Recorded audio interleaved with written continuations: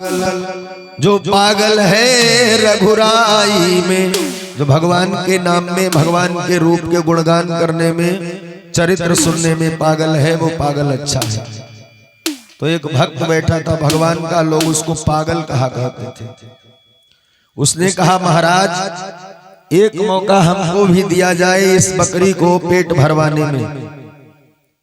तो जितने महारथी अभी तक लाए थे बकरी को चरा करके, वो सब हंसने लगे ठहाका मार करके, कहने लगे कि हम लोगों से कुछ नहीं हुआ, अब ये पागल जाएगा, ये क्या कर सकता है। लोग कहने लगते हैं कि हमसे नहीं हुआ इनसे होगा, बड़ बड़ बंद करौटा डारे नटियां चली उतानी, इनसे क्या होगा। वो कहने लगा नहीं महाराज हमको भी एक मौका दिया जाए। राजा ने कहा बिल्कुल दिया जाएगा, क्योंकि राजा के लिए प्रजा पुत्र के समान होती है, राजा के लिए सभी बराबर हैं। तो राजा कहने लगे तुमको भी एक मौका दिया जाएगा, मंत्रीवर इस बकरी की रस्सी इसको दे दी जाए। उसने रस्सी पकड़ ली बकरी की, तो उसने कहा महाराज हमारी एक प्रार्थना है। क्या? कहा हमें एक डंडा भी दे दिया जाए। तो लोगों ने कहा डंडा का क्या करोगे? कहा देखो हम दुबले पतले व्यक्ति, लोग हमको पागल कहते, अब बकरियां खवाए खवाए तुमने तगड़ी कर दी इतने दिन में, अगर जब भात ठाड़ी भाई हम कैसे गिरी, डंडा के बल से इसको रोक लेंगे, या किसी का नुकसान कर दिया, कोई किसी का खेत में अगर चुगने लगी तो हम कैसे भगाएंगे। राजा ने कहा बिल्कुल सही, एक डंडा दिया जाए। राजा ने डंडा दे दिया, हाथ में रस्सी ले ली, बकरी को लेकर के चराने चल दिया।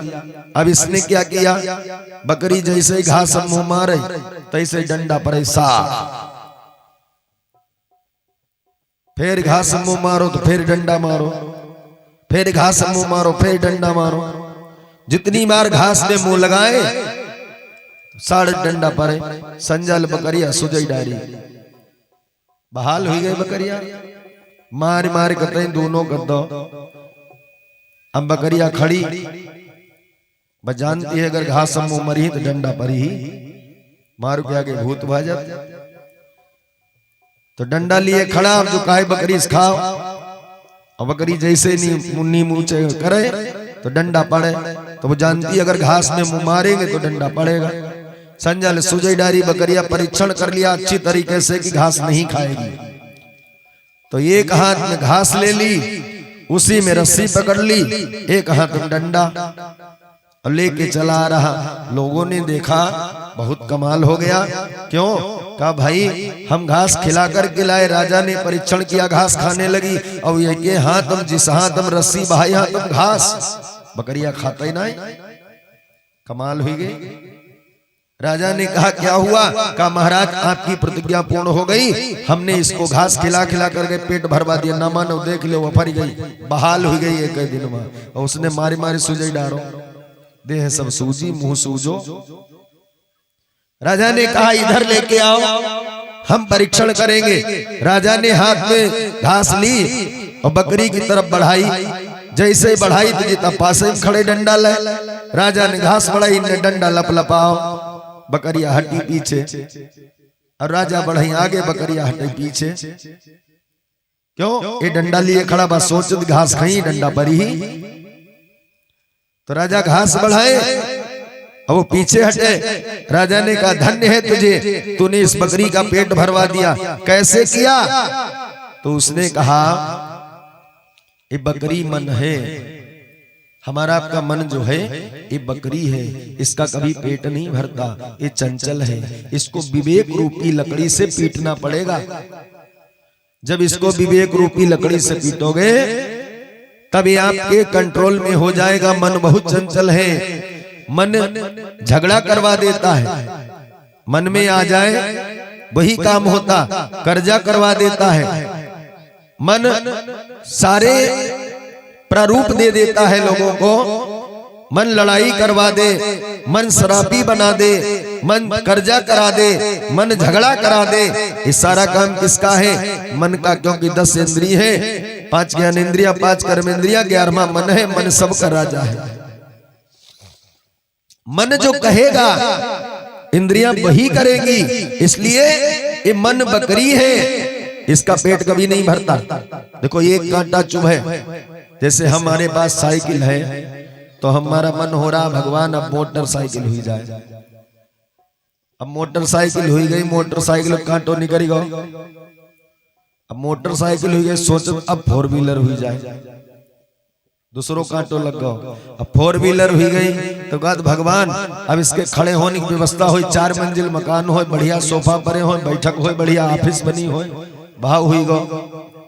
और नगर से थोड़ी दूर बाहर तो उन्हें महाराज अब भाई आनंद न आओ, कोठी VIP बने, कोठी बन गई।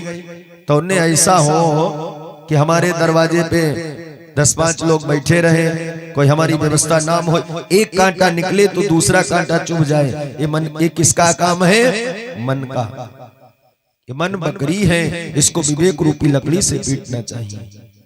तो भगवान जितेंद्रिय है, सबको जीत लिया, योगी राज है कन्हैया, लेकिन हमारी किशोरी के बिना, राधा के बिना श्याम हमेशा आधा है। सब सेवा करते हैं कन्हैया की और कन्हैया सेवा करता है हमारी लाडली जी की। आज उन्हीं का प्रत्योत्सव है, जन्मोत्सव है। और भगवान ने चंद्रवंश में जन्म लिया, लेकिन यदुवंश में पले और बड़े हुए। लेकिन यदुवंश की उत्पत्ति कहां से हुई, जरा ध्यान से सुनना, क्योंकि दिन में आप लोगों ने सुना सूर्यवंश की उत्पत्ति, सूर्यवंश से चंद्रवंश की उत्पत्ति हुई, अब चंद्रवंश से यदुवंश की उत्पत्ति होगी। श्री सुखदेव जी कहते हैं महाराज परीक्षित से राजन कि सोम वंश में है अभी नहुस चरित विख्यात, हुए उन्हीं सम्राट के सुत दूसरे आयात। एक चंद्रवंश में राजा हुए जिनका नाम था नहुस। नहुस महाराज ने प्रण किया कि हम 101 अश्वमेध यज्ञ करेंगे। भैया पहले का नियम होता था कि जो 101 अश्वमेध यज्ञ कर लेता था वो इंद्र के स्वर्ग का अधिकारी हो जाता था, इंद्र के सिंहासन का अधिकारी हो जाता था। और नहुस महाराज ने 101 अश्वमेध यज्ञ कर लिए, इंद्रासन के अधिकारी हो गए। लेकिन सोचने लगे जब इंद्रपुरी मेरी हो गई, इंद्रासन मेरा हो गया, तो इंद्राणी भी मेरी हो गई। लेकिन भैया किसी का तुम महल छीन लोगे, सिंहासन छीन लोगे, क्या उसकी पत्नी भी छीन लोगे? ये व्यभिचार है। इसके मन में लालच आ गया, व्यभिचार आ गया, और इसने एक चिट्ठी लिखवा दी। और चिट्ठी लिख करके इंद्र की पत्नी सची यानी इंद्राणी के पास भेज दी कि महारानी आज से इंद्रपुरी मेरी हुई, सिंहासन मेरा हुआ, तो तुम पे भी अधिकार मेरा है। तुम 16 श्रृंगार करके 36 रसों से विद्यमान होकर के तैयार हो जाओ, मैं तुमसे मिलने के लिए आ रहा हूं। ये चिट्ठी लिख करके महाराज नहुस ने इंद्राणी के पास भेज दी। देखना भैया, इंद्राणी के पास भेज दी। हुआ क्या, जब इंद्राणी ने चिट्ठी पढ़ी, हमारे दादा रामदास 21 मुद्रा 1 थाल भोजन सामग्री भगवान के चरणों में अर्पण करते हैं। मंगल में शुभकामना, भगवान कल्याण करे। इंद्राणी ने जब चिट्ठी पढ़ी तो इंद्राणी ने उधर से खत लिख करके भेजा, और उस खत में लिख दिया कि ठीक है महाराज, आप हमसे मिलना चाहते हैं, हमें अपनी पत्नी बनाना चाहते हैं, तो हम आपकी पत्नी बनने को तैयार हैं, आपसे मिलने के लिए तैयार हैं, लेकिन मेरी एक शर्त है। क्या शर्त लिखी उसमें, कि जब आप हमसे मिलने आए तो पालकी में बैठ के आए, और वो पालकी लेकर के कौन आए, ब्राह्मण और संत। देखो बुद्धि भ्रष्ट हो गई नहुस की। कितना अच्छा संदेश दिया इंद्राणी ने, क्योंकि वो जानती है जहां ब्राह्मण होंगे, जहां संत होंगे, वहां मेरी अपमान नहीं होगा। इसलिए उस इंद्राणी ने कह दिया कि मैं तुमसे मिलने के लिए तैयार हूं, लेकिन तुम जिस पालकी में बैठ करके आओ, उस पालकी को ब्राह्मण और संत लेकर के आए। राजा नहुस बड़ा प्रसन्न हुआ, श्री सुखदेव जी कहते हैं परीक्षित से राजन, इंद्राणी ने संदेश दिया जो नप मुझसे मिलने आए, तो ऋषियों और ब्राह्मणों को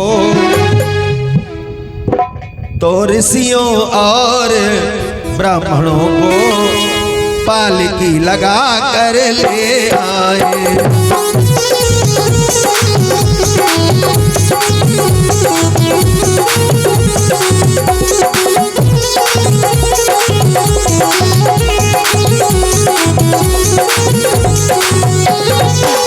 राजा ने उस मान भाता में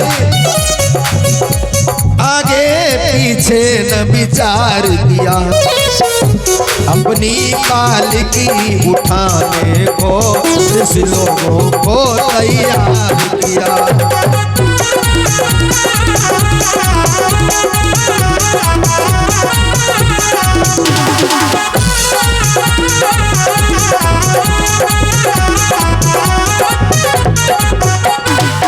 रानी ने जैसा कहा राजा ने वैसा ही किया।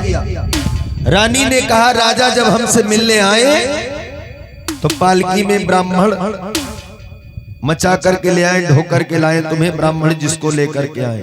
भैया एक कार्य कहारों का होता है जिसमें पालकी में ब्राह्मणों को मचा लिया।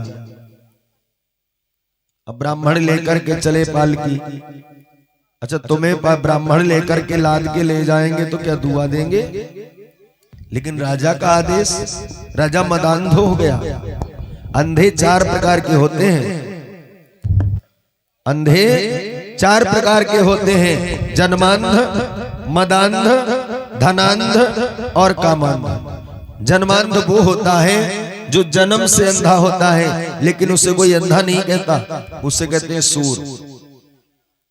धनांध वो होता है जिसके पास रुपया पैसा धन दौलत ज्यादा हो जाए, किसी गरीब गुनी को ना समझे, उसे कहते हैं धनांध। और मदांध वो होता है जो मदिरा आदि पान करके, शराब आदि पी करके पराई धिवेटी ताकि, उसे कहते हैं मदांध। और कामांध को तो दिन में भी दिखाई नहीं देता, क्यों? तो वो तो कामे में अंधा। लिखा है कौवा अंधो रात में, दिन में उल्लू होए, कामी अंधो रात दिन मरम न जाने कोई। कामी तो अपने कामे में अंधा। तो राजा मदांध हो गया, मद में अंधा हो गया, और इसने ब्राह्मणों को अपने कंधों पे बैठ करके चल दिया। अब ब्राह्मण लेकर के चले। ऋषि जन भी कुछ भावी विचार, संत और ब्राह्मण जानते हैं होनी है, इस राजा का कल्याण नहीं होने वाला नहुस का। और जिस पालकी को संत लिए जा रहे हो, ब्राह्मण लिए जा रहे हो, उस राजा का कल्याण होगा। ब्राह्मण और संत तो सेवा करने के लिए होते हैं, जिनके चरण धो करके पीना चाहिए, उनके कंधों पे बैठा जा रहा है राजा।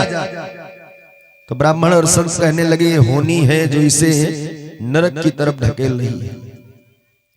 ऋषि जन भी कुछ भावी विचार, ले चले पालकी मुस्का कर।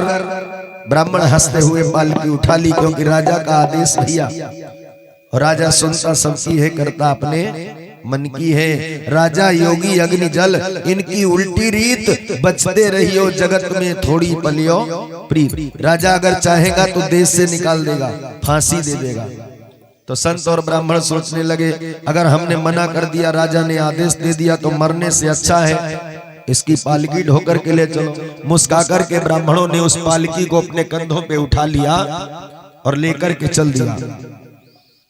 लेकिन राजा नहुस को मिलने की बहुत जल्दी थी, इंद्राणी से मिलने की राजा नहुस को बड़ी जल्दी है कि जल्दी जल्दी चले तो हम जल्दी मिले।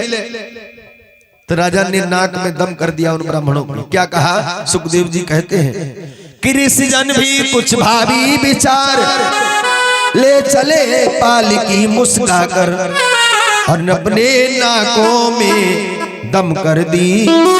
तब सर्प सर्प अरे चिल्ला कर,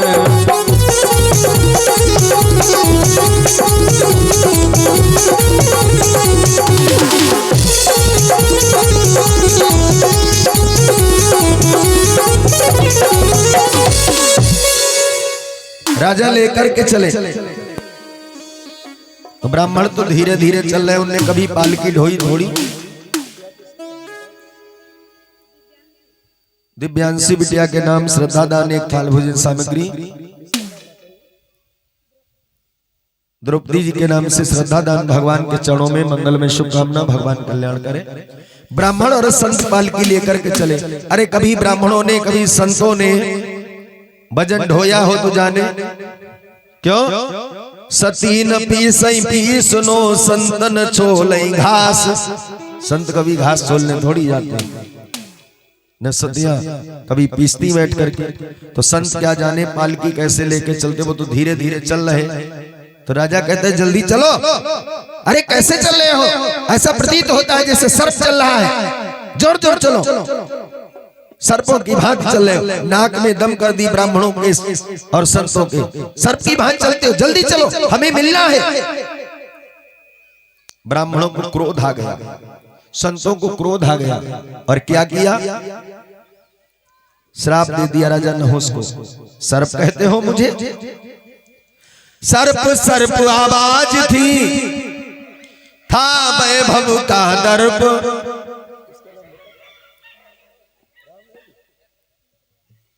मिथिलेश के नाम से श्रद्धा दान भगवान के चरणों में 1 थाल भोजन सामग्री।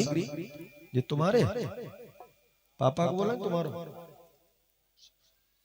संत राम भैया के नाम से 50 मुद्रा 1 थाल भोजन सामग्री, भगवान के चरणों में मंगल में शुभकामना, भगवान कल्याण करें।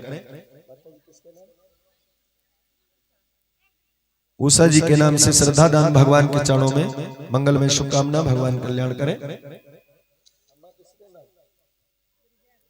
ब्रजेश भैया के नाम से 1 थाल भोजन सामग्री, श्रद्धा दान भगवान के चरणों में मंगल में शुभकामना, भगवान कल्याण करें। तो राजा नहुस कहने लगा क्या चाहते हो सर्पों की भांति। ब्राह्मणों को क्रोध आ गया, ये हमको सर्प बता रहा। एक तो हम इसे ढोकर के ले जा रहे और ऐसे कर्म में जो व्यभिचार करने जा रहा इंद्राणी से, मुझे मचा करके पालकी में फिर भी सर्प बता रहा। क्रोध आ गया संतों को, ब्राह्मणों को। क्या किया, सर्प सर्प आवाज थी, था वैभव का दर्प। ऋषि बोले ओ नीच खल, तू ही हो जा सर्प। श्राप दे दिया ब्राह्मणों संतों ने, जा तो मुझे सर्प बता रहा, तू ही अजगर बन जा, सर्प बन जा।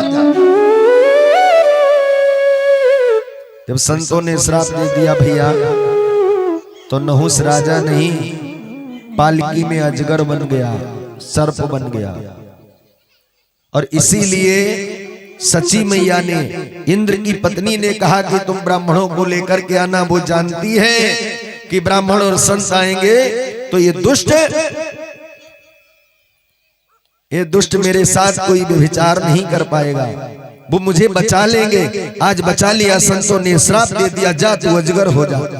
उन्हीं श्री सुखदेव जी महाराज कहते हैं परीक्षित से राजन, उन्हीं महाराज नहुस के एक पुत्र हुए जिनका नाम था ययाति।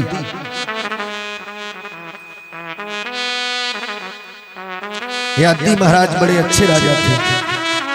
जब नहुस सर्प बन गए तो सिंहासन पे ययाति बैठ गए, लेकिन इनका तिलक नहीं हुआ। क्यों?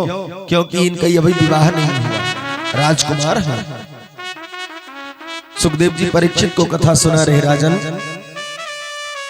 कि इसी ओर ययाति नपति हुआ, अब सुनो कहानी लासानी।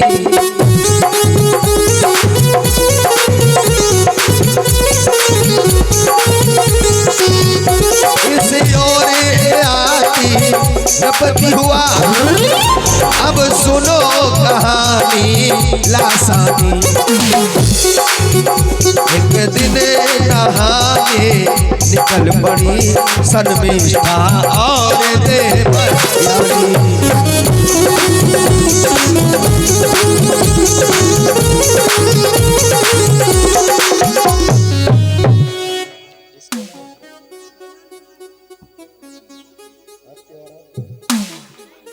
अच्छा, विनोद कुमार सुपरी खंजी से 101 मुद्रा। बीपी जी के नाम से 51 मुद्रा, भगवान के चरणों में मंगल में शुभकामना, भगवान कल्याण करे।